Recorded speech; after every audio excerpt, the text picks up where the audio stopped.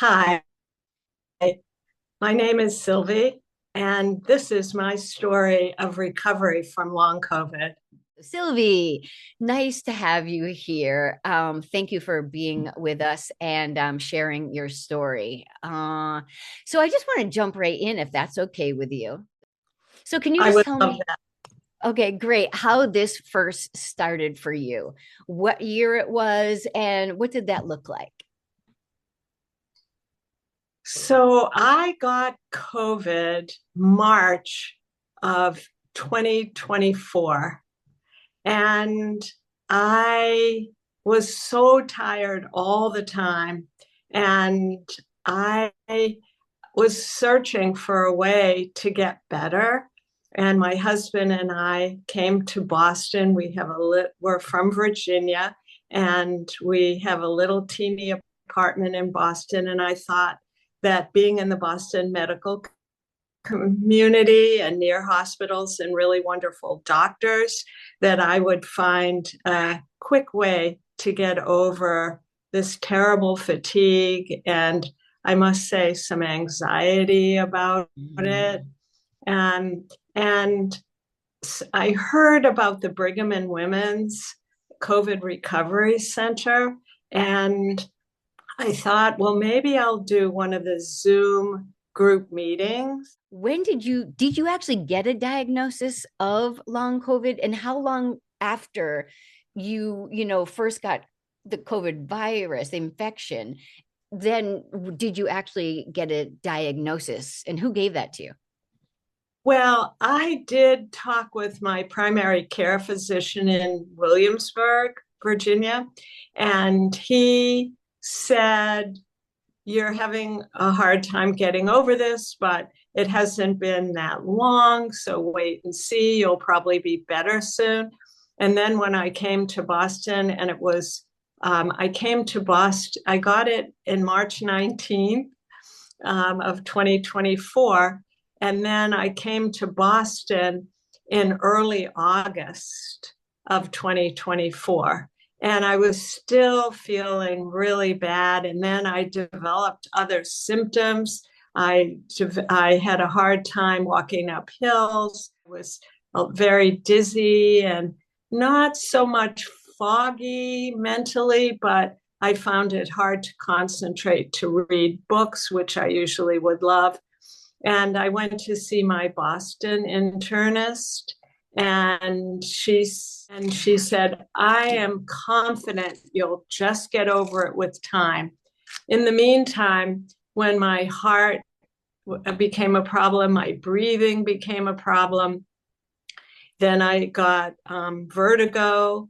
And so each time she would test like my heart, she recommended that I go to the Mass General Emergency Room once when my heart was having problems. And then when I had vertigo, I had to go back to Mass Eye and Ear Emergency Room. So I was struggling a bit.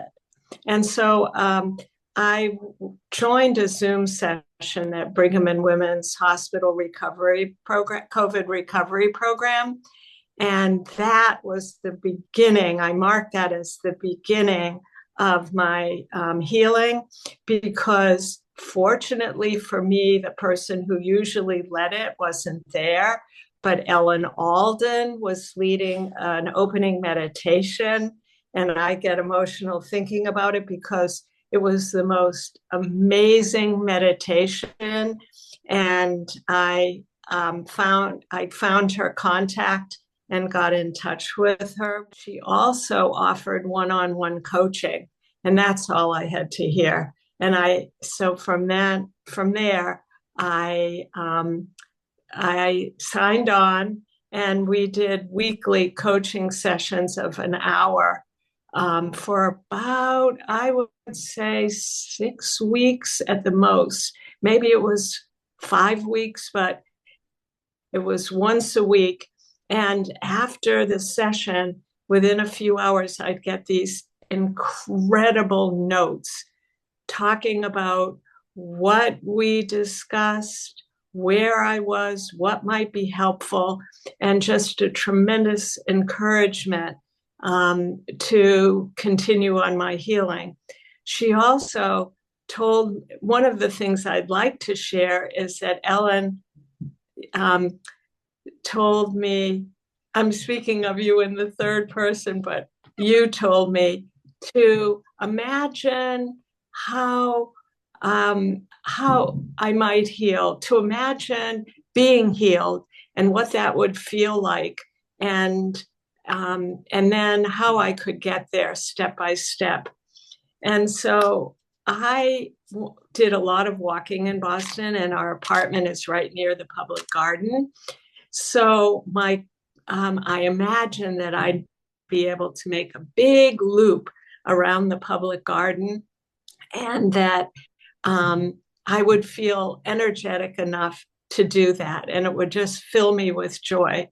And so each day I would walk down there. It's only maybe a 5-minute walk at the most. And I would start just on one path on one side of the garden. And then the next day I'd come and I'd try to do a little more and a little more, always imagining that how it felt to be perfectly energetic and healthy. And there are setbacks along the way that I'd like to add. Like one day I decided I felt so great on my walk this morning. I think I'll go back in the afternoon and do more, which I did. And then I walked this small loop, but much bigger than I had. And I was totally exhausted. And there's no way to call a cab. There's no way. I didn't have a bike. I didn't have any way to get back to my apartment. I just had to sit on a bench and calm myself down that I was going to be okay and I could walk home, which I did. I wanted to share the hard times too, and so that my story isn't all rosy and like, oh, this was really easy and the straight line. No, I had setbacks, and I would talk to Ellen about those and how to manage them. Oh, that is really great. I mean, I remember working with you, and the way you came into it, with this curiosity, and you already had some of the qualities, but we did use a lot of visualization with you, and that really helped you to first go over it, like a roadmap of what that might look like, and then Right. for you to take it a little piece by a little piece. And of course there's going to be, and it's also human nature too, if we're feeling a little bit better, to do a little bit more, and maybe mentally we are ready for that, but our nervous system still might say, there's a little bit, I don't feel that safe Right. going that far. I was going to ask you, are there other things that you learned, the other tools that helped you in your path to healing? Can you talk about those? I would love to. The first one, and maybe originally the most important, were the meditations that Ellen created to support people in healing. And so there was a meditation. Is that fair to call them meditations? They were guided. I think we did meditation, some somatic work, just nervous system regulation tools. But there were recordings, videos that Ellen made, that were available and posted online, of working with pain or anxiety and fatigue.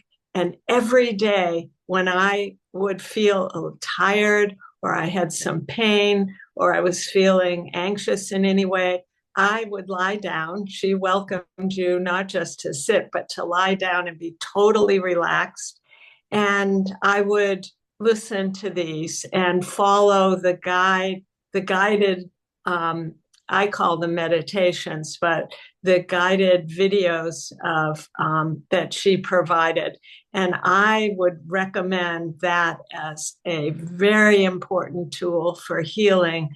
and they're available to my crew.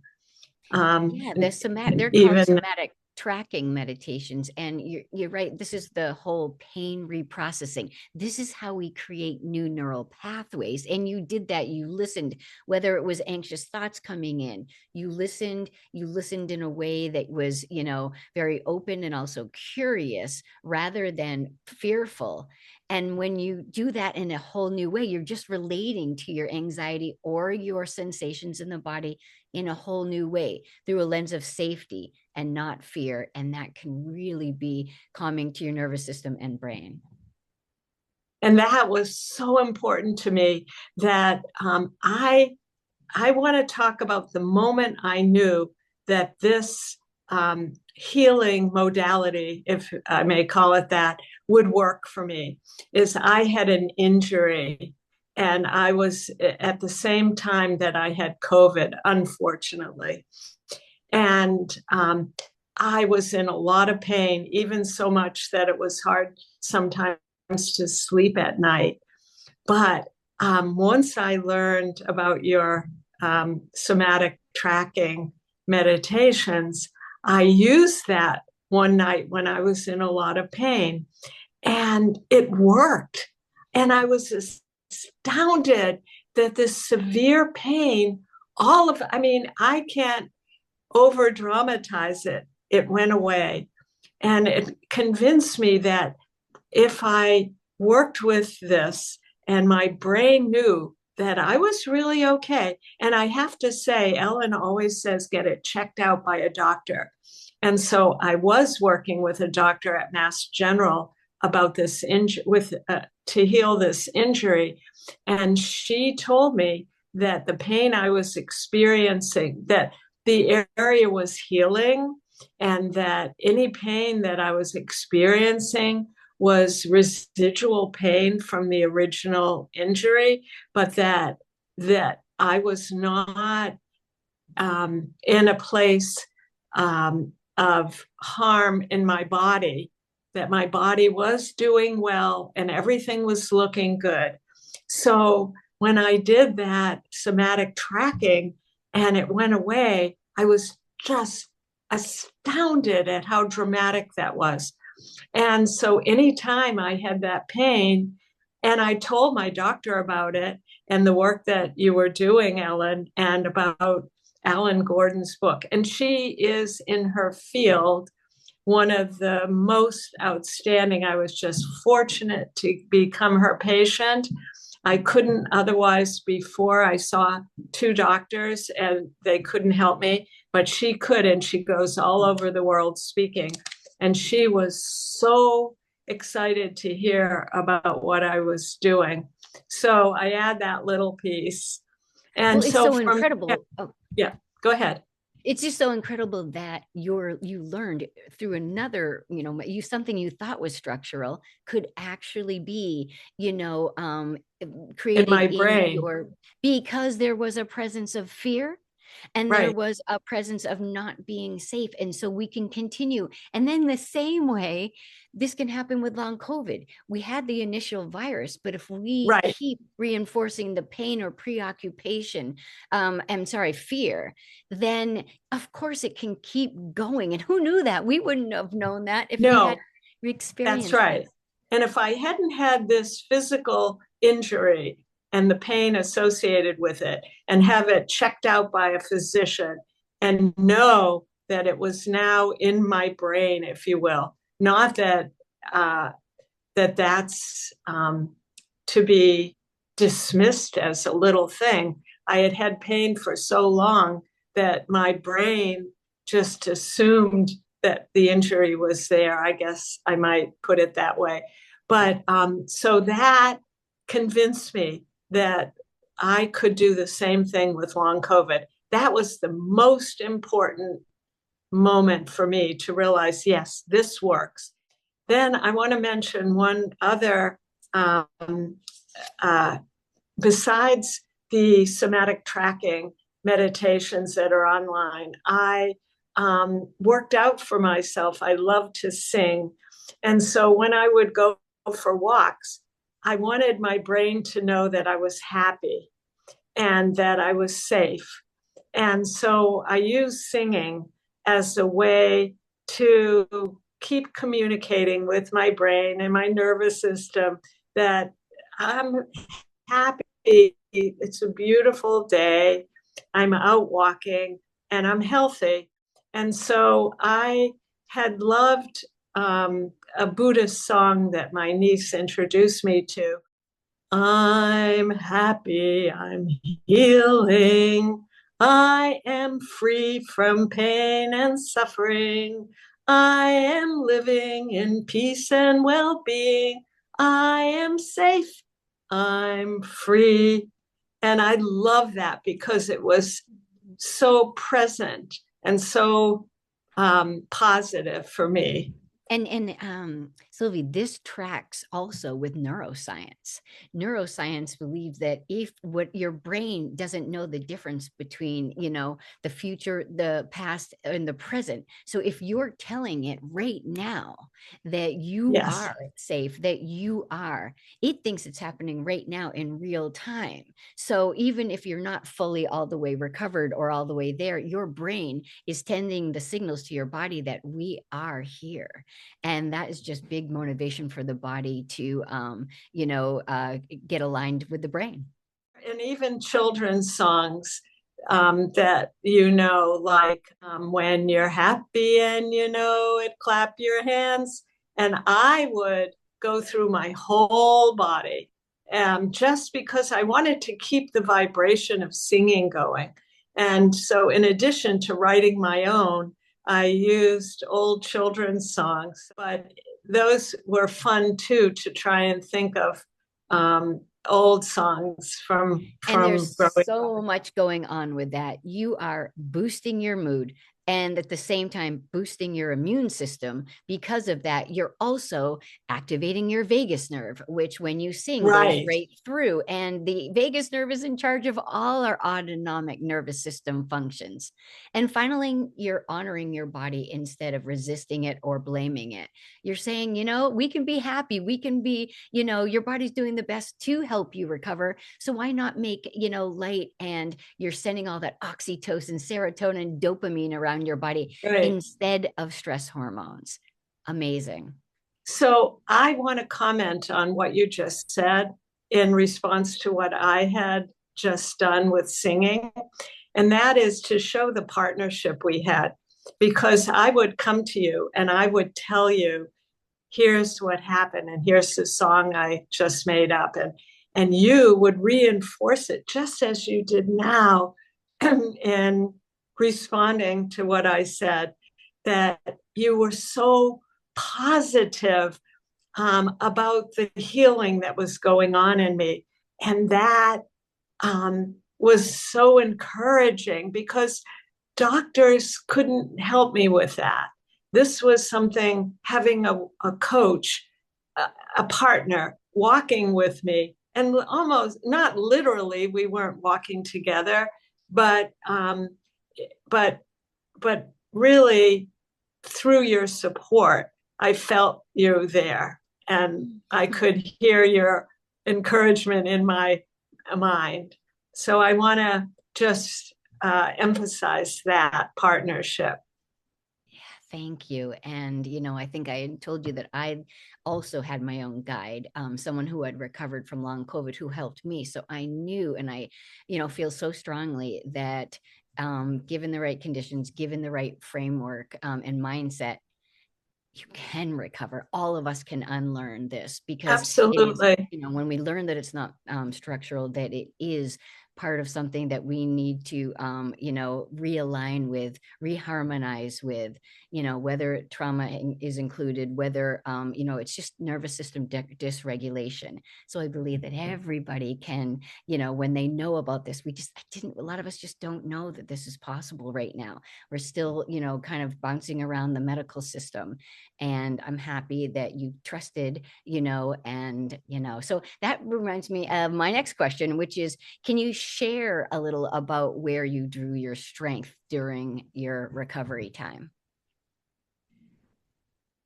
Yes, I think in addition to the medical piece of getting checked out. That gave me a lot of strength and encouragement that I was okay. I had to be checked out at the emergency room or with my doctor or with tests. And so that was one piece, the physical. And then the emotional piece, with Ellen's encouragement, I did a little work with a therapist in my hometown of Williamsburg on internal family systems. And I had worked with her a little earlier, but that was very helpful to find out which part of me was feeling anxious with this ongoing illness or physical challenge. So that was very helpful on the emotional plane. And then spiritually, I'm a rabbi and now retired from full-time work with a congregation. But I was doing some meditation, ancient Jewish traditional meditation on Hebrew letters and words. And that was very helpful spiritually, but it wasn't there wasn't the diaphragmatic breathing with that. Hadn't been doing that. And so I more or less set that aside while I was working with Ellen and realizing how important diaphragmatic breathing is in the program that you teach, Ellen. So there was that spiritual piece, though, and every day doing some Jewish prayer that helped me a lot too. And I remember initially when you were so exhausted and not able to do as much, that Bob was also a source for you. And I remember writing meditations that Bob would read to you. That's kind of, we don't know, you don't have to include this if you don't want, but I just remember that was just a beautiful thing that you had that support with him. That's true. And I think partners are important. So Ellen was a wonderful coach and partner, but my husband, Bob, was incredibly supportive. And he kept saying to me, well before I felt the healing, oh, you're getting much better, he'd say. And he'd point out small things like, you were able to cook dinner and then help with the dishes instead of cooking and having to go lie down to recover, which I did a lot of early on. I could only just do small things during the day, but he was great. And then he used the guided meditations that you wrote to when I would go to sleep at night. He would read them to me. He also would read stories to me when I was totally exhausted. So I think it helps to have the loving care of a friend or spouse. Or I was just going to say, if there's not a spouse, it could be someone else significant in your life, or even a community. That sense of belonging and support is right. Everything. So, all right. Well, what's one thing that you wish that more people understood about recovering and healing from long COVID? I think that this neuroplastic brain retraining and pain reprocessing is so important as a framework for healing. And I read on your advice, Ellen, I read Alan Gordon's book, The Way Out, and I think people could benefit from that tremendously. Here it is. There it is, healing chronic pain. And then having you here in the community available, or all over the world, you're available because you coach online. And I think that's my one piece for people is to learn the program, to make contact with you, and to stay with it and know that you can truly heal, even with setbacks, which I described. to know that now when I get tired, really tired, um, I can lie down and do one of the guided somatic tracking. And, or if I'm in pain or if I'm anxious about something, it really works for me. And so I encourage everybody who is trying to heal from long COVID, don't give up. There is a pathway to full healing. And thank you, Ellen. Oh, thank you so much. I mean, this is an ongoing process. Stress does not disappear from our lives when we're healthy. And I think setting up the patterns, like you're saying, knowing the tools that you can fall back on when a big stressor happens, I have to do that myself. What do I go back to? But the awareness of knowing that you're in a pattern, I think is everything. And then how can I interrupt that? And how can I reframe it? So I think you're right. These tools can be tools for life because, as we say, life doesn't Absolutely. stop. That is so true that now I'm not afraid. If I have to go out, I have a commitment or a meeting, and I'm feeling really tired, then I would, in the past, have worried, would I be able to do it? But now, even if I'm tired, I would do my somatic tracking and say, I'm ready. So if I'm tired, that's fine. People get Mm. tired. It's not the end of the day for me because I'm feeling that way. So I really encourage people to learn the program, to find their way to you as a coach, and to stay with the program in a really positive way because it works.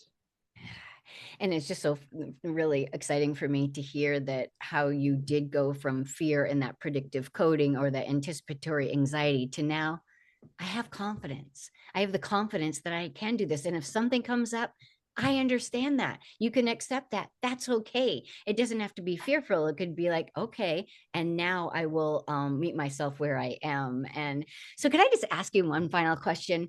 What does the future look like for you, Sylvie? I'm happy. I approach each day now with, I did before too. I was always been positive about opportunities, and I love helping people as I have the opportunities to do with my work as a rabbi. So I think I'm back to that place where I have the strength and health to be able to reach out and do the work that I love to do. And, so I think that life is good. I know I have a way to handle anything that comes up. Mm. Wow. Well, thank you so much for sharing your, individual path to healing. I mean, would you ever think in the beginning that it would be this path that you took? It's pretty amazing. And thank you, Ellen, for guiding me every step of the way and still being my coach and um, partner in going forward into the future. I always feel I can call you. And I want to say one other thing, that with COVID still around and the flu around, there was an issue for me of anxiety that I could get it again, and that should I be super careful? There are many people who won't continue social activities because of the worry. I had to make up my mind, and I think this is an important thing to share. I had to make up my mind that I needed to go on with my life. And my husband and I in Boston, love to go to Boston Symphony concerts, to go to plays and opera, to eat out with friends. And so I had to make up my mind that I know that if I get COVID or the flu and have an illness, that I will know how to handle it, that I'll have a pathway to get over it. So I'm not foolish about going out. I wear a mask if I feel people are coughing or sneezing a lot around me in a plane or in a concert. I have masks, but I feel healthy and able to face whatever comes. So It's that's an important step. and that trust isn't, born overnight. It's incredible that you can learn to have trust in your body, though, have trust in your mind, have trust in, the fact that you will get better if something does happen, Right. because you did it once before, That's because right. you know that stress plays such a big part, and you know that joy, doing the things that you love, hugely affect your immune system. So when you're stepping out, you're actually boosting it, because you're, enjoying the things that you love, and engaging in life. And instead of being fearful and small and contracted, which we can easily, and it makes sense that you would fall into that, but there's another way to look at it, as well as, you're boosting your immune system, and you're enjoying life, and you're trusting in your own ability and your body's ability to heal. So Thank thank you you. so much, Ellen, for Oh, everything. thank And you. thanks for this chance to talk with you Oh my about gosh. the healing process. Oh, it's been a pleasure working with you, and thank you for sharing everything that you know. Really appreciate it, and hopefully we will see you around the crew sometime soon. Thank you. You're Bye bye. welcome.